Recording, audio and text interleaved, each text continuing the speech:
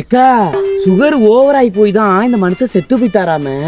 அதெல்லாம் இல்லடி, உப்பு ஏறி போய் கிட்னி எல்லாம் அரிச்சு புட்டுல சொல்றாளுவோ. ஆமா, இந்த வடக்கு தெருல என்னமா சொல்றாவோ, நெஞ்சில ஏதோ டீ போச்சுந்தாவலாம், வெடிச்சு போய்த்தாமே.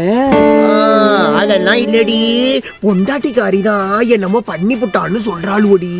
ஒப்புறானே, என்னக்கா சொல்ற? எப்பா பணத்தை தூக்கலாமா?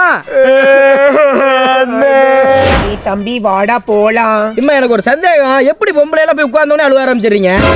இறந்தவங்களோட ரத்த சொந்தம் அங்காளி பங்காளிங்க, அவங்களுக்கு தாண்டா வருத்தமா இருக்கும், அழுதுகிட்டே இருப்பாங்க.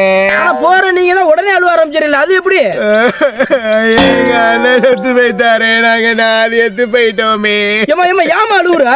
அவ்வளவுதான்டா, முழு நாளும் அழுதுகிட்டே இருக்க முடியுமா, இல்ல கண்ணீர் தான் வருமா? அதெல்லாம் பொம்பளைங்களுக்கு மட்டும் தாண்டா அந்த ட்ரிக்ஸ் தெரியும். வாமா போவோம். சாம்பார் ஆப்பு எனக்கு